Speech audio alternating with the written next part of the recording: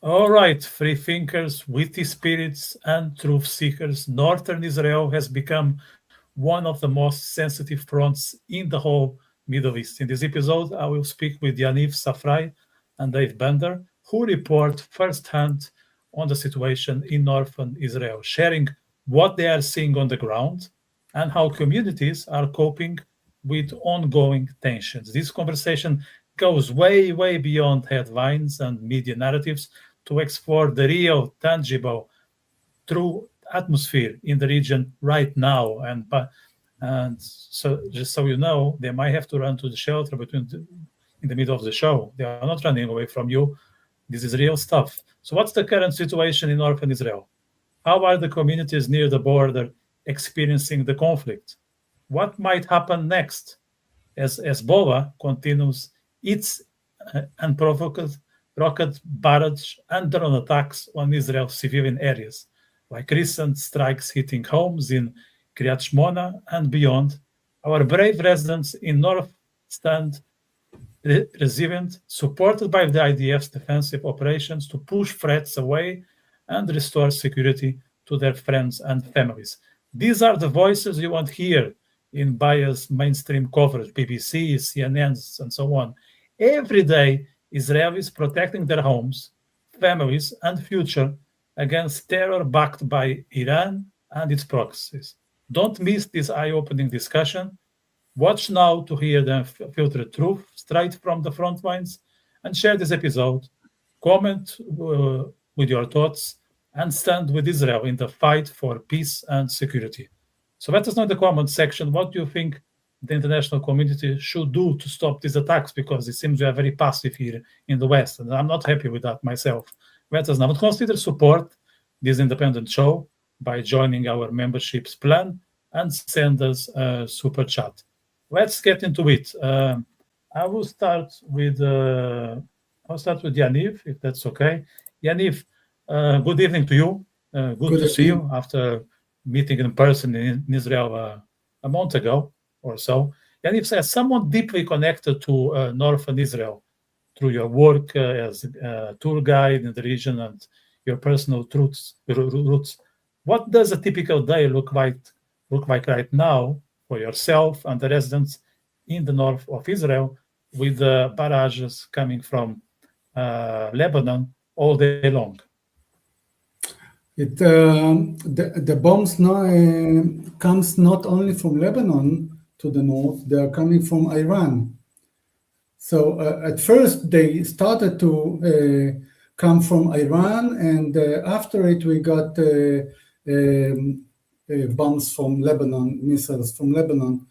So we got this all together, both of it, from Iran and from Lebanon. And so we have a lot of alerts, and we're going to the shelter, and people in my kibbutz, the children stopped learn in school, of course. So we are the adults, people volunteering to teach them in the shelter house, so they will not miss the studies.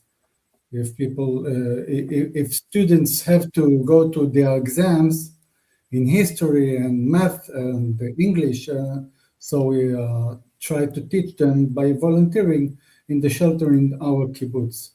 This is how life is. And we run to the shelter something like 4, 5, 3, even 10 times a day. In Kiryat Shmona, it's even worse. They are closer to the border. We are living 10 kilometers from the border, so we feel it less than they feel it on the border itself. Dave, very good to have you back in this podcast. It was a pleasure meeting you in person, also in Israel. It's good to be with friends. That's how I feel in this session. I feel I'm talking to friends and not just to guests. So Dave, living and reporting directly from Tzfat, near the northern border, what's the atmosphere like in a day like today, especially after recent Hezbollah and Iran missile strikes that have hit residential areas and even ancient spirit sites in the region? Well, it's been incredibly busy and very quiet at the same time, in waves. I'm part of the English-speaking community in Sfat, several thousand people. It's a city of about 38,000 residents. And we, a friend and I, are volunteers with the municipality, pushing out WhatsApp messages to English-speaking residents, when to go in shelter, when to come out, alerts to look out for cluster bombs that have fallen to the ground. There's a lot of students there in various yeshivas, religious seminaries, who may not be familiar with the nature of the war that's going on all around us, and 24/7. I know my friend Shana and I, who both run the WhatsApp group, are on call 24/7 to push out alerts. And there have been innumerable rockets overhead, alerts, explosions. The city is quiet when that's not happening because no one's in the north right now and people are being told to stay close to shelter. And shelter, in our case, we don't have a mamad, a secure room or a bomb shelter within 30 seconds of our particular home. So we hunkered down in place, and we are in an old stone house. So it's more safe and more secure than modern construction, but everything has a limit. Today, for example, just to give an example that I left the area, I traveled down to Tel Aviv to visit with the daughter and my grandson, who were right near where the bombing was last night that killed two elderly Ramat Gan residents. That's just next to Tel Aviv. And they live near the train station that I was arriving at. And the train station itself was also hit. I can say that by 10 a.m. in the morning, when I reached the train station, the damage from the rocket hit in the vicinity was cleaned up. The trains were running. It was clear that the government and the Israel Rail wanted to show that life goes on, and indeed it does. And I videoed several clips of myself in the train station. There have been insane, really lunatic claims around the world that Tel Aviv has been bombed and is totally desolate, and it's not even remotely true. And I can share the clips on the YouTube page later on, perhaps down below in the comments of my visit to Tel Aviv today. After that, I traveled here northward to my son's home near Afula, which is in the Nazareth region. And all we hear around here right now are jets. And just like in Sfat, aircraft all the time, whether it's Israeli drones or Israeli fixed-wing aircraft or helicopters. Israel's Northern Command is in the Safed-Tzfat vicinity. So you have a lot of air traffic coming and going from there as well, and Israeli aircraft going into and out of Lebanon and probably towards Iran as well. We've dealt with, in the last several days, an Iranian rocket that was fired at Sfat, landed unexploded next to a shrine for a burial shrine for a famous rabbi called the Ari, and that was in the graveyard, near the graveyard of Tzfat, an ancient graveyard going back to the 14th, 15th century. Thank God there was no explosion. The warhead did not detonate. People crowded around. The rocket fuel from the fuselage, from the fuel tank of the rocket, which is about the size of a bus. You have to understand, this is not small rockets the size of your arm. These are rockets the size of like a tanker trailer or a city bus. And when that slams down, there's not an explosion per se of like detonation, but it certainly woke up the neighbors. And I interviewed some folks for that, just to get their impressions of the threat and the fear. A lot of people weren't fearful, but nobody's sleeping well at night. We've all been sleep deprived for weeks on end dealing with this. Yeah.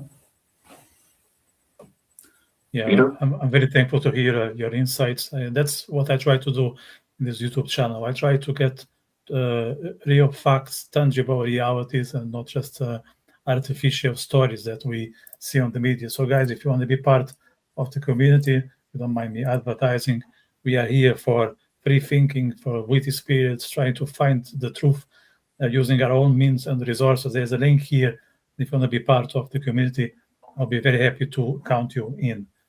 Going back to you, Yaniv, I know you are a big storyteller. You count me very interesting stories the 2 times we met, but I know things have changed in terms of vibe these days.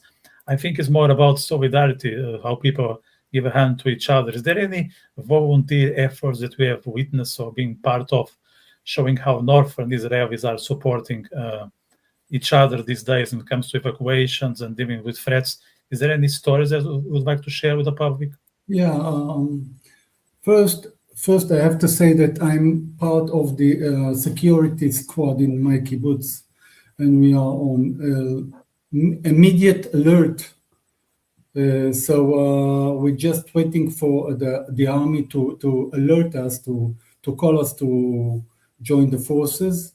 And meanwhile, we are training, and we are watching all of us together. And like I said before, we try to teach the children so they will not miss their educations.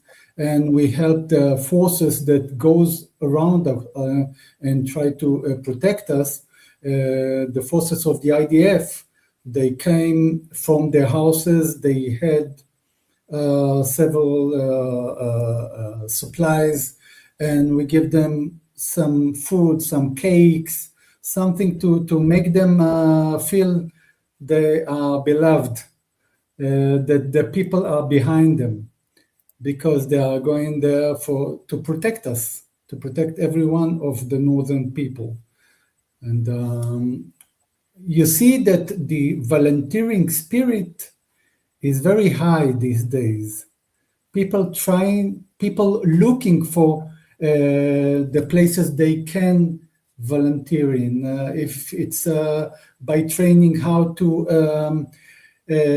take care of people that got wounded, if they are training of try to rescue people that house fell on them, if injuries, all people are trying, because people not just work like the regular days. Some of them stays at home. Some of them has children to take care of, and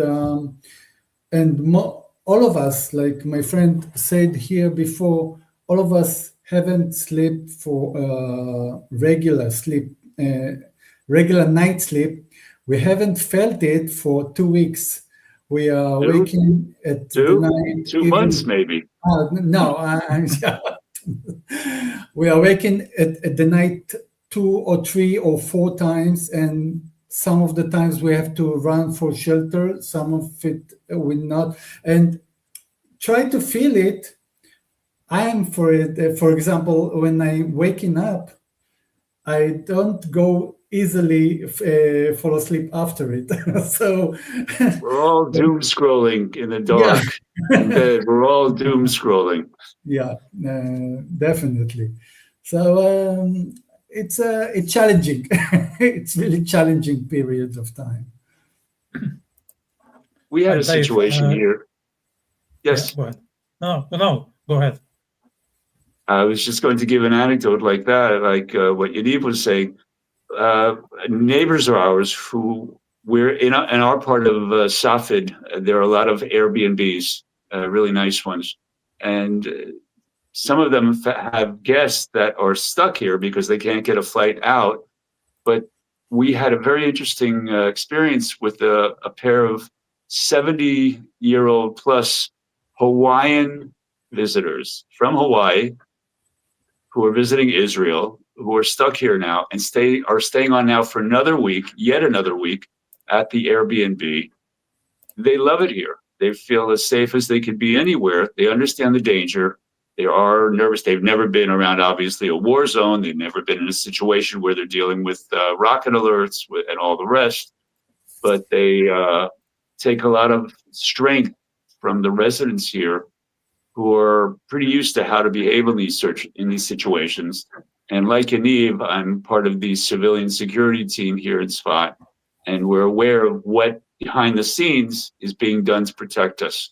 And there's also quite a bit of volunteerism here in Sfat as well, preparing meals for soldiers, driving them up to soldiers. There are people who, friends of mine, that do alternative medicine, holistic medicine, to soldiers on bases and outposts, really along the border, in Syria, in Lebanon, along the whole northern border.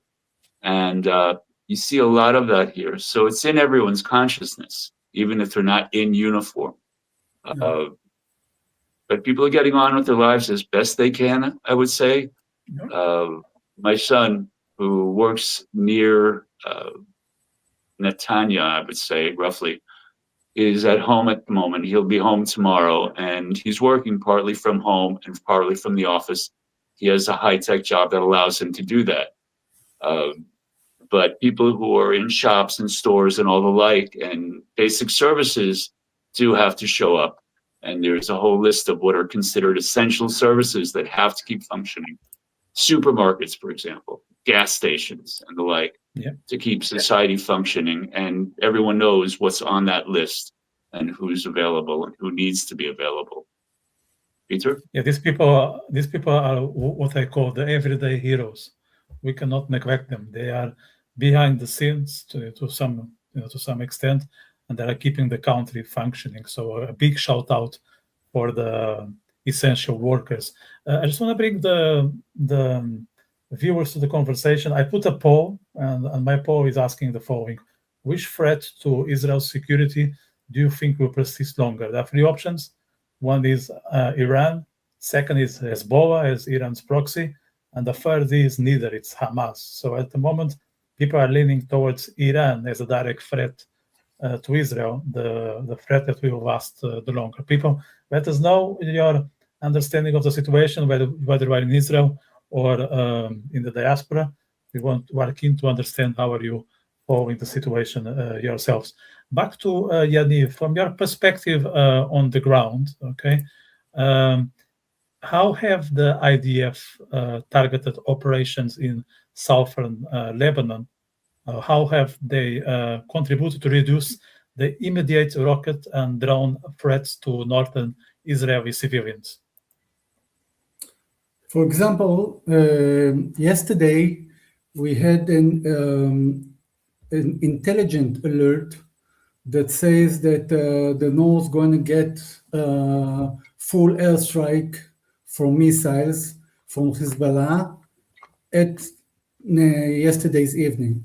So people try to better themselves near the shelters, so they will not have to run so far in order to get to the shelter. Anyway, the IDF itself, with planes and with cameras and with technologies, a lot of technology and intelligence, they really got it like they reduce the amount of the missiles that actually came to Israel, and the threat was not more than regular threat.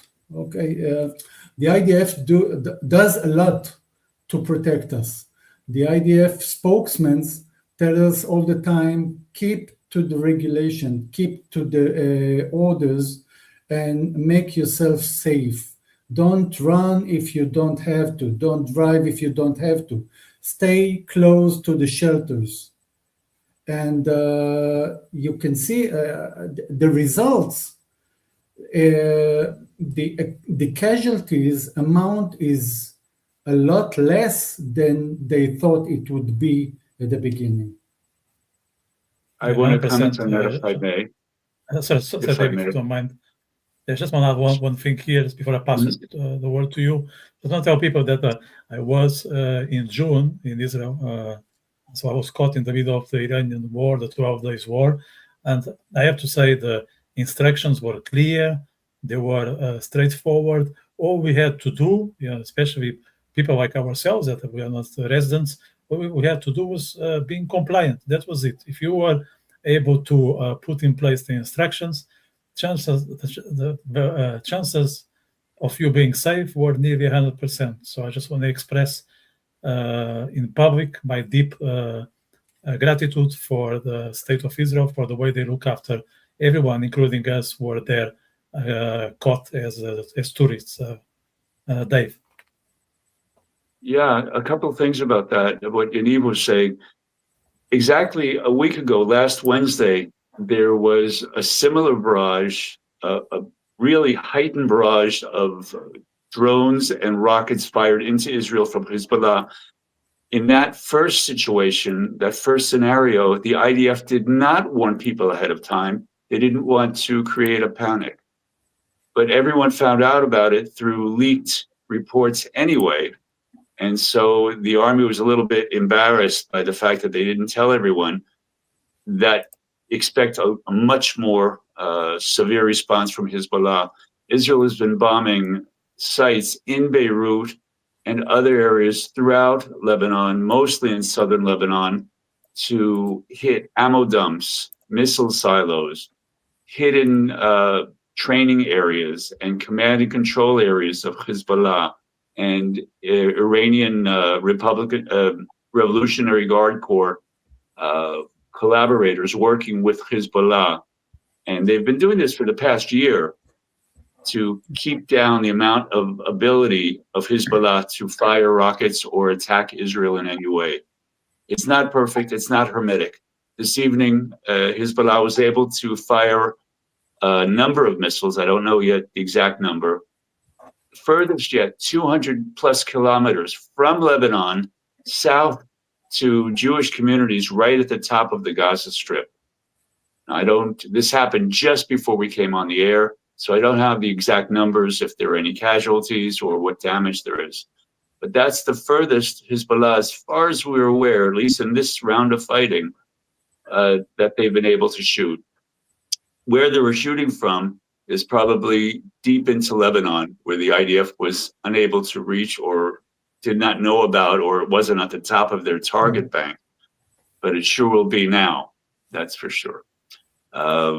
As far as Yaniv is saying, the IDF goes to great lengths with the Home Front Command to prepare the civilian populace.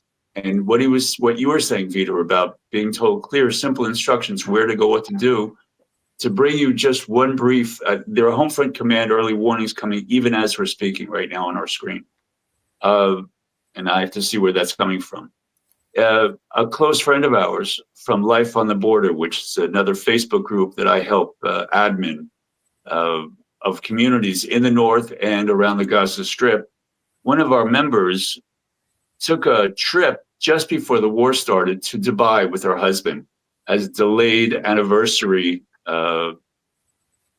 cruise, a pleasure visit to Dubai. And that is a common place for Israelis and people from all over the world to go, because it's a Muslim country, but not hostile. She was there at the beginning of the war. And the situation there, she said, was so absurd, so chaotic, so unprepared. People in her hotel were being herded into a dining room rather, with a gigantic glass curtain wall. And she was telling the security, no, don't do this. Get the people away from the windows. Don't congregate all of the hotel guests in an area where they can be lacerated to death from rockets and Dubai has been hit many times. And she luckily got out about 3 days ago in an emergency secret flight for Israelis to evacuate them from Dubai, and other countries, I'm sure, as well, got out their nationals. But the stark contrast between what was going on with her and her husband and their experiences in Dubai and your experiences in Jerusalem or Tel Aviv, wherever you were, it's polar opposites, black and white, night and day. Definitely. Yeah. Now that you're talking about Dubai, I thought of bringing this the conversation a bit later, but perhaps it's a good time to discuss it. Like I was personally surprised to see UAE, Bahrain, even Qatar being targeted by Iran, and so as many people here in Western Europe. But I know that we tend to be naive. You guys have a much closer understanding of the situation. How is the Israeli population perceiving the ongoing attacks across the Gulf, Yaniv? I'm not sure I understood the question. Yeah, I just want to understand how are the Israelis perceiving the attacks on Bahrain, UAE, and all the countries in the Gulf. I will tell you. Iran start threaten on Israel at 1979 after the revolution. They haven't stopped threaten on Israel and United States for 40 years now. Okay, 47 years, and attacking, not just threatening. Yeah, attacking with terror attacks all over the globe.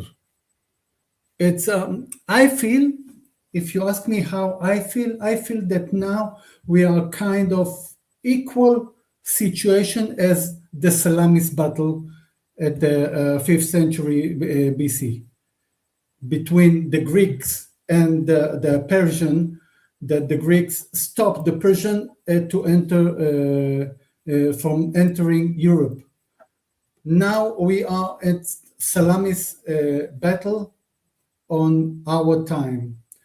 We are the tip of the sword. We are stopping the Iranic regime from conquering all over the world, from making terror attacks all over the world. Now we have to stop it because they were this close from nuclear weapons, and we feel the attacks of the missiles. You heard my friend, the missiles are the size of a bus. They have missiles that filled with a lot of small missiles, cluster munition. Yeah, so and now they are attacking even Muslim countries. They don't care who they are attacked for. They care just to preserve the regime to stay and be an extremist regime. So this is how I see it. We had to stop it. There are voices that saying this war is Israeli drag United States to the war. No, Israel and United States defend the Western world from being conquered by extremists and terrorists. This is how I feel. Absolutely. Like you guys are at the front, like you are doing a job that perhaps we are going to be busy with in the next few years, if not earlier. So I think in the future, we have a lot of lessons to take away from what Israel is doing. So I think we should keep an eye on you guys. I'm not talking now to Western Europeans, not to the two of you, because this war is it's not strange to us. It's just something that we can face ourselves, especially if you let in more and more people that are not coming here with the right intentions. Dave, can you bring also as an American citizen, can you also bring how the US is perceiving the whole situation? That's a really big question. If I could, with your permission, I'd like to answer the previous question. There's a saying in Hebrew, Bal habayit ishtagea. The owner, the landlord, has gone nuts. He's gone crazy, and he's striking out at everyone. Let's try and calm him down, give him whatever he wants, just so he'll stop striking everyone like a lunatic, like a 2-year-old having a tantrum. And that's what seems to be Iran's policy now. If they can cause as much chaos in the Gulf, stop traffic, oil traffic, and other goods, fertilizer and things like that through the Straits of Hormuz, that tiny strait that's only about 10 kilometers wide, I think. It's really, as someone described it in a very interesting YouTube video, it's like trying to push an office building down a hallway to get oil and tankers around the Straits of Hormuz. And essentially, the Iranians have made it prohibitively expensive now because of the insurance rates, that alone, to ship anything in the whole region. And they believe if they do that enough, the US will relent, and European countries and Western countries will turn over to their side. Thankfully, so far that isn't happening, although, as President Trump has said, he's pretty disappointed in the lack of concern and signing on for active help from European Union countries. And that's been a great disappointment also for Israel. Essentially, the US is saying, you know, we've been supporting you guys since World War II. And when we need you to join into the battle, because this is a civilizational battle, they're hearing the echoes of people saying, no, we're good. We're not going to be able to help you with this. So it's extremely disappointing in the greater sense.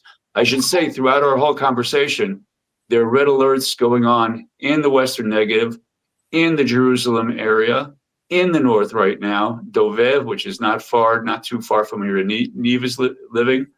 We have apps, the Safrai Red Alert app, that tells us where and when, and it's all synced with the Home Front Command, which is mentioning back to our conversation about how knitted together Israeli society is for defending itself.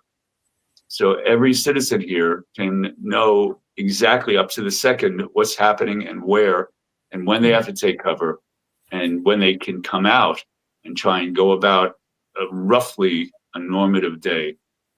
Peter?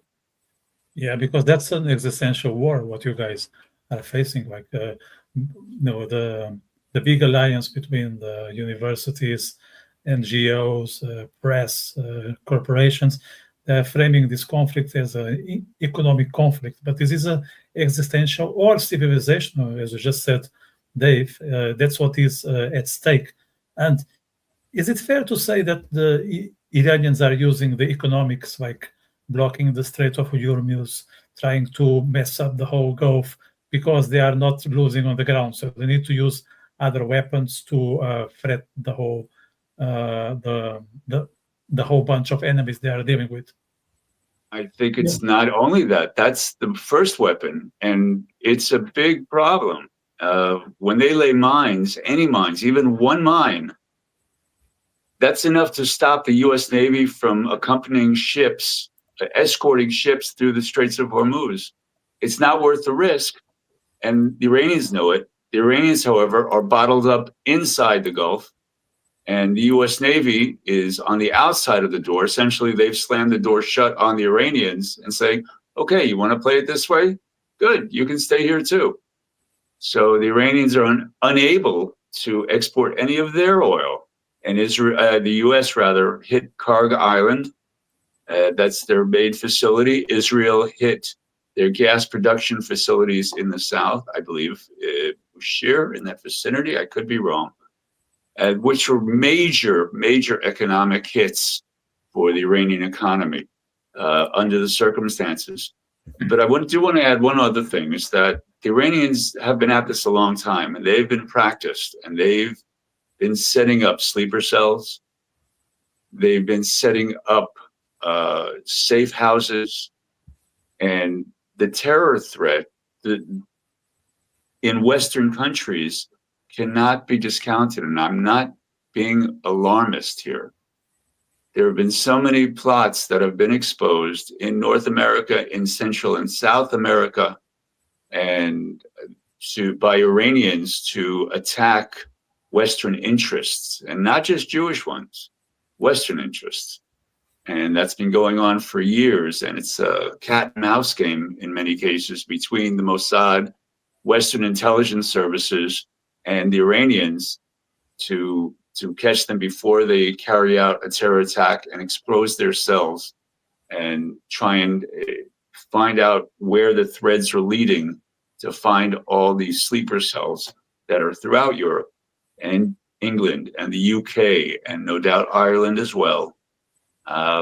And it's a serious problem. That's not going to go away. And this war, once again, for the umpteenth time, is not Israel dragging America and the West into a war for Israel's sake.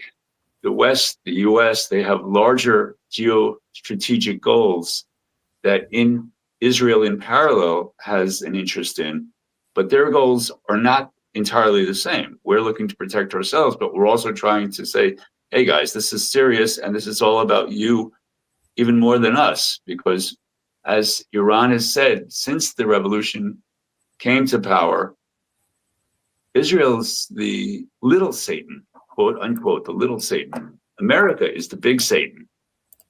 And they've said that all along. I mean, we're just in the way. If they can get rid of us and get us out of the way, you're next. So that's a very stark warning, and it's borne out by reality. Yeah, Yaniv, I think you wanted to jump in. And if you will deal with the cells in Europe, inside the countries, that I believe they are tightening the hands of the parliaments, of the heads of the countries. I believe that if you can release the heads of the parliaments from the political of the refugees that are staying in Europe and poison the minds of the left-wing liberals, I believe that the European will understand the threat they are dealing with, and now we are fighting for them. So I think we are fighting the battle of all the Western world.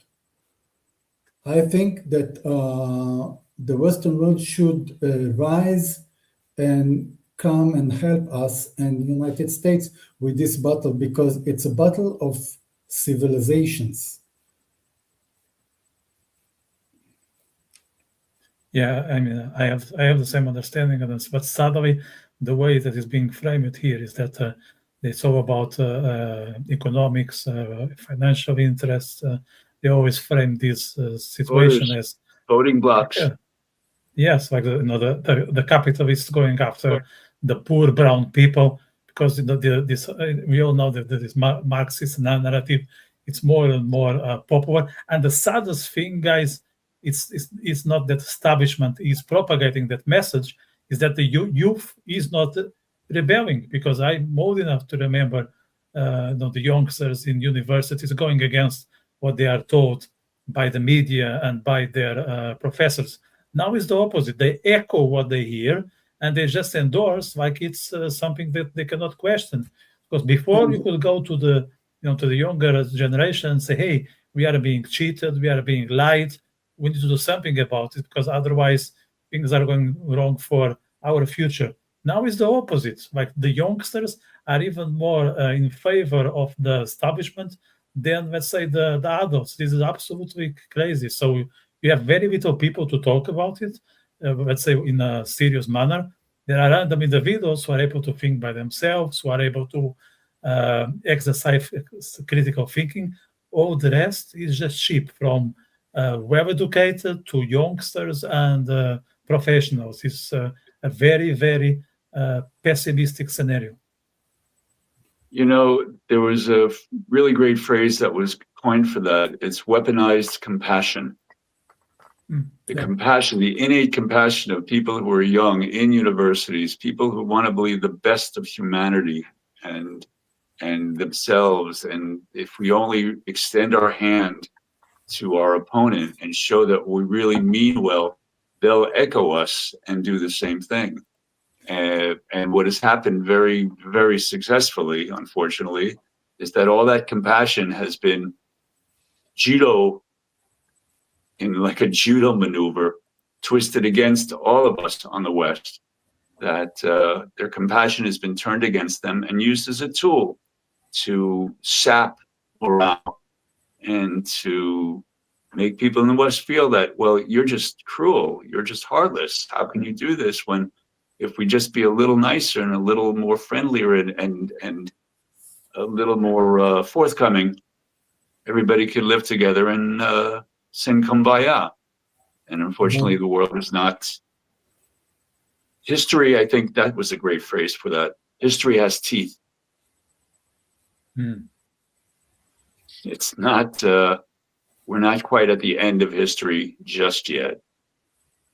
No, it's not. But I think it depends on two things. First of all, people today don't like to read a lot, and they don't like to understand in the subject within.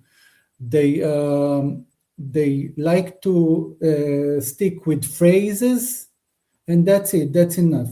What they see on the TikTok and Instagram, and that's enough for them. We are the bad guys. But if people will check the history, if people will learn the ideology of this extremist regime, and they will understand the meanings of this ideology, that they want to conquer all the Western world and to finish the ideology of the liberal world, it's something that they need to understand the meaning of this battle. The battle is not between Israeli and Persian people. The battle is between civilizations. Not Israeli and Persian people. No.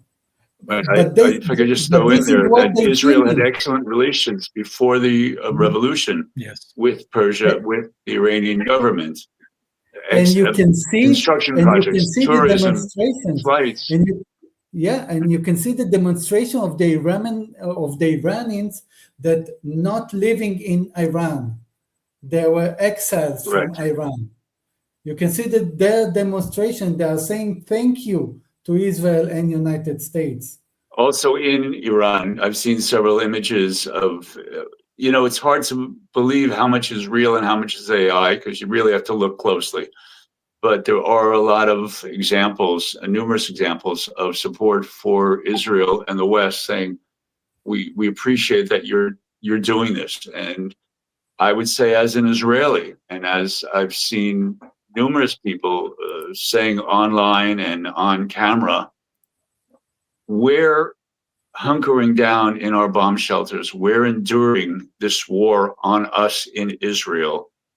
And you're one of the peoples that we're doing it on your behalf. Yeah. We're willing to grit our teeth and endure this if you will only rise up now and throw off the regime. And it's been said by everyone from Prime Minister Netanyahu to people throughout the government and public speakers and personalities and people in the media and so on. We're here to help you, but you've got to take the lead. We can't install a puppet government. You have to take over the regime. Like they did it in 1979.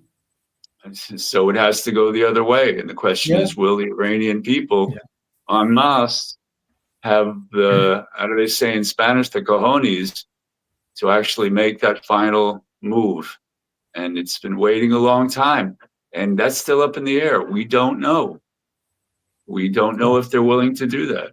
Yeah, I think the message is clear. Like Israelis and the Americans want to open the road for the Iranian men on the street take over and bring democracy back, to their country. They are not there to take over. They are there just to open the door, and then the Iranians will be able to lead their destinies. I think that's something that was never hidden, was never put under the table.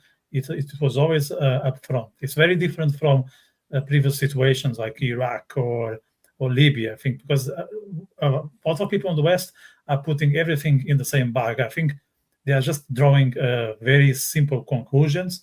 This situation is anything but simple. It's a situation that requires a lot of thinking, requires an understanding of the background from A to Z. And we cannot just jump into conclusions just to make our life easier. We need to understand who are the players, what they have been doing for the last few decades. And the Iranians, the Iranian regime, they were open about the destruction of Israel. They were bragging about wiping out the US, and the West will be next. And it's not just the Iranian regime in Tehran, it's the proxies in the Middle East, it's the proxies in Europe, and also in South America. Let's not forget that I think it was, I don't remember, it was the 70s or the 80s, when the few people died just next to the synagogue in Buenos Aires. Was it 70s or 80s? You guys are That was in better the than me. 80s. That was the 80s. Amia bombing of the, I believe it was the community center in Buenos Aires. And there have been other attacks similar to that around the world, maybe not to the same degree in damage and mortality. But it's been, as I mentioned earlier, a cat and mouse game to try and stop these plots from being fulfilled around the world, including in North America, certainly in the United States and other countries, and in the UK as well. These Jewish communities being surveilled by Iranian assets for future terror attacks. That's happened in the last few weeks. You could go on, but here we are at the center of the eye of the hurricane. Yeah. And I'm still getting alerts as we've been talking throughout all this. I mean, I don't know if Yaniv is watching the same things I'm seeing.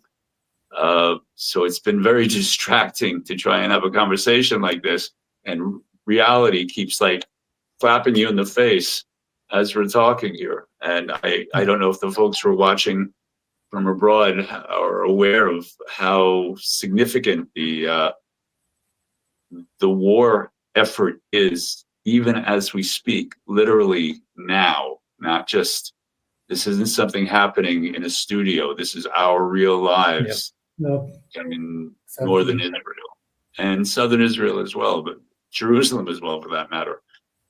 One of the Iranian missiles, several of the Iranian missiles hit in the old city near the Church of the Sepulchre, near the Israeli Knesset Parliament building, other very, very sensitive places. And these are things that should be outraging the world. Even the Church of Holy Sepulchre was targeted. I said the Holy Sepulchre. Yes, there was a rocket that hit on the roof right near there in the Christian quarter of the old city. And theoretically, the Vatican was supposed to have spoken out on it. Who knows? Maybe they're speaking behind the scenes quietly, which is often how things work with the Vatican. But it should outrage Christians around the world that this is going on. And meanwhile, people are saying that the Jews are oppressing the Christians in the Holy Land. Here's the people that are really oppressing the Christians in the Holy Land. Yeah. So, if they come here to check, they will see that Israel is the only place where Christian, Muslims, and Jews can pray together in one spot. It's the only place in earth that they can do it. I think that's one of the issues, that if people would be able to travel to Israel and see the country by themselves, I would say at least, 70%, if not more, would change their minds, immediately. It will be night and day, but because all they see is the panic descriptions and the blood and the reality upside down. Of course, they are misled, and their understanding of the situation is completely wrong. But I would bet that if people will have the chance to visit Israel for 5 days, that will be enough to change their whole understanding of the Middle East and also of the threats they are facing in their neighborhood, because there are many people coming to countries like Ireland not with good intention. This is not to say that we shouldn't close our borders for good, because there are perks of having individuals coming from Southeast Asia, Middle East, Africa, and so on. But we need to be very selective, because maybe in the future we will wake up in a country that we won't be able to recognize as our own. Maybe. Are you now in Dublin, Vítor? I'm near Dublin. I'm about 30 kilometers away. What are you finding in local coverage of what's going on with the war there. And I understand your prime minister just had a meeting with President Trump, and it was not comfortable for probably either side. I haven't watched the whole press conference. I watched just the highlights. So all I'm going to say is based on the segments I was able to watch with my own pair of eyes. I think Michael Martin was just acting out. He was not himself. He's very good at performing a role. So he was trying to get on with Trump without clashing, without creating any story. He was just trying to, be there. Don't get engaged in any situation that could cause friction. Don't be on the headlines. He's very good at being discreet. I have to give him that. But that's not enough to be a good prime minister, of course. Like that role requires way more than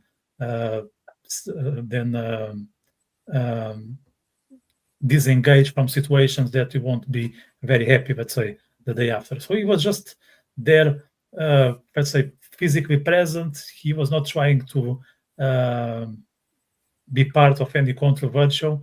Of course, he disagrees a lot with Trump, but I have to say, like, there are way worse politicians in Ireland these days. If instead of Michael Martin, we have Sinn Féin, which is a former IRA, that would be a national shame. I would probably, wouldn't be able to switch on the camera today and say that I'm living in Ireland when the government will be ruled by those individuals, because they are all about hate. They are anti-West.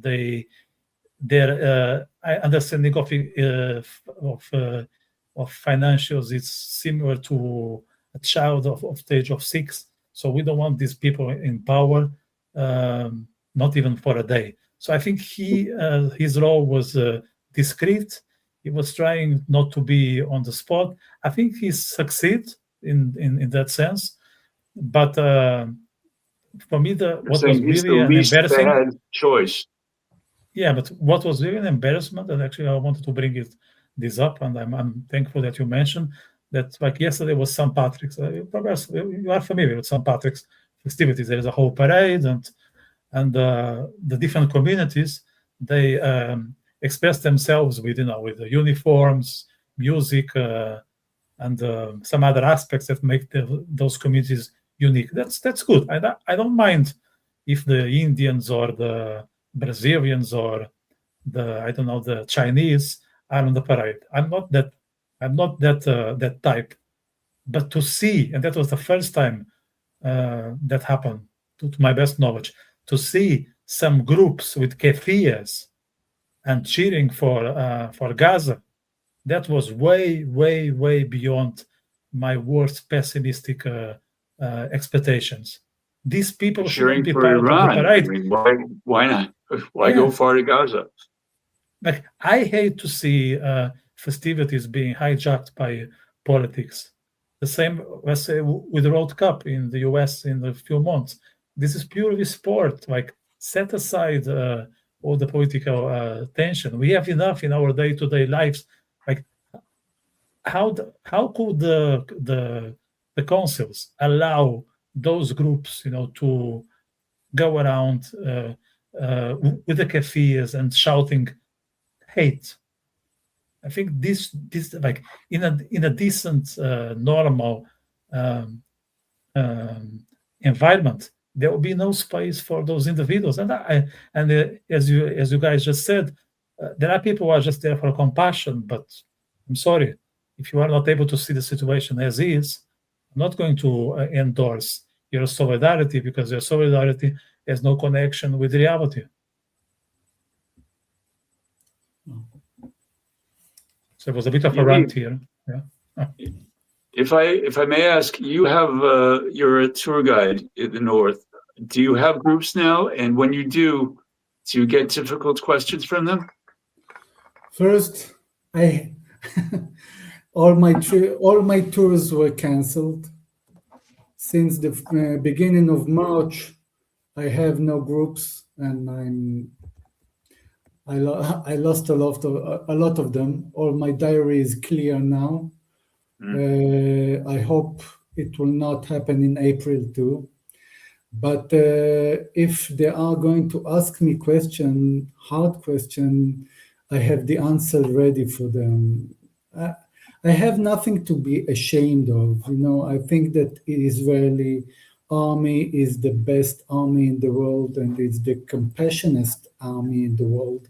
And I think that we are doing. I know. I've been there. I've been a soldier for 40 years now. I'm a reserve soldier, and I know that when a woman in the like they say occupied territories asking for water, I will give her mine water. So and most of the soldiers are with a lot of compassion to the population, to the Palestinian population. So I think I have my answer ready. I have nothing to be ashamed of.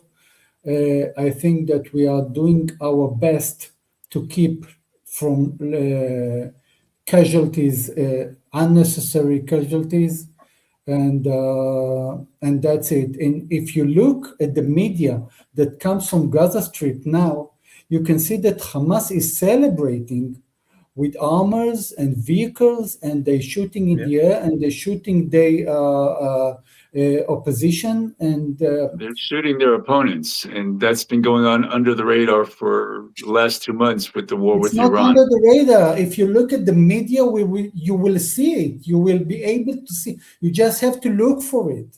That's it. It's not under the radar. It's on the radar, but people don't want to see it. Yeah, and no one cares. There's no sympathy for Gazans being killed by Hamas. And they would even say if civilians in Gaza are being killed by Hamas, that means they are friends with Israel, so their lives don't matter. That's people's thinking. It's absolutely disgusting. Do they say something about the 40,000 people that killed by the Iran regime, the Iranian that killed by the Iran regime? They say nothing about it. They don't care of them. They care just if the Israel people occasionally killed a poor child, and that's it. Yeah, all their arrows are pointing against Israel, and that's it. Some lives matter more than others. Yaniv, unfortunately. Yeah, I want to wrap up with the poll. Okay, I just want to get your thoughts on the poll results, guys, before we finish this session. So, question is: which threats to Israel's security do you think will persist longer? I would say Iran got 75% of the answers. Neither. It's Hamas. 25% people believe it's still Hamas, the threat that is here to stay, and no one believes that Hezbollah, as Iran's proxy, is the threat that Israel should be ready to fight for a longer period. Your thoughts on this result? I can start with you, Dave. I'm sorry, you broke up. If you were asking me a question, I didn't hear the last part. Yeah, so I just want to comment the poll. Okay, when I ask which threat is going to last longer when it comes to the Israeli population security, most people believe it's Iran itself as a direct attack. Some say it's Hamas, but no one believes that Hezbollah is here to stay. Your thoughts on this, please. I think that as long as the Iranian regime will stay on their position, all the proxies will continue to fight with us. So they are all connected together. If the Iranian regime will fall, the proxies will fall one after the another. This is what I feel. Dave, your perspective? I think the fact that no one thought of Hezbollah as a threat is concerning, because we see it every day. We've seen it since the beginning of the war. We've seen it for the last 2.5 years. We've seen it since the 1980s with Hezbollah in the north. But people have become so used to that rumble, like it's an unending war somewhere off in the Middle East, that we don't have to concern ourselves with. But now it's coming to everybody's front yard. Right. So, dear free thinkers, witty spirits, and truth seekers, thank you for staying with us. We have just heard straight from the front lines in northern Israel the unfiltered voices of Yaniv, Safrai, and Dave Bender. Real people living the reality every day. No studios, no BS, just tangible facts. They share the raw truth about relentless Hezbollah rocket barrage, drone strikes, and unprovoked terror raining down on civilian homes all over Israel, especially on the north these days. These aren't abstract headlines. These are families sheltering in bomb shelters, communities banding together with unbreakable resilience, and the IDF stepping up with defensive operations to push back threats, create buffers, and safeguard the north against Iran-backed aggression that is dragging the region into absolute hell. As sirens continue to wail and fires rage from direct hits, like the recent strikes that wounded innocents, ignited homes, and forced evacuations. Our northern brothers and sisters stand firm. They refuse to be intimidated by terror proxies aiming to murder civilians and disrupt lives. This is the side of the story that mainstream outlets too often ignore, and I would say on purpose. Every day, Israelis are defending their homeland. Every day, Israelis are protecting their children. Every day, they are holding the line for security and peace in the face of Iranian orchestrated violence. Thank you very much, Yaniv. Thank you very much, Dave. Thank you for bringing us the authentic, on-the-ground perspective we all need right now. If this episode, guys, open your eyes, hit that like button, share it far and wide to amplify these vital voices, and drop your thoughts in the comments so the algorithm won't neglect what we discussed here today. And hopefully Hezbollah, Hamas, and Iran will be part of the past, and we can all live in harmony. Your support keeps independent voices like ours going strong. So please, witty spirits, truth seekers, and free thinkers, consider joining our membership plan for exclusive content, or send us a super chat to help us continue shining light in these dark days. And we all will stand strong with Israel. We will stand for security. We will stand firm against terror. So guys, until next time, stay vigilant, stay informed, and keep seeking the truth. We'll see you very soon. Take care. That was very emotional. Thank you very much. Thank you. Thanks so much for watching. Click here for more episodes. Subscribe here to catch the next ones. And let me know your thoughts in the comment section.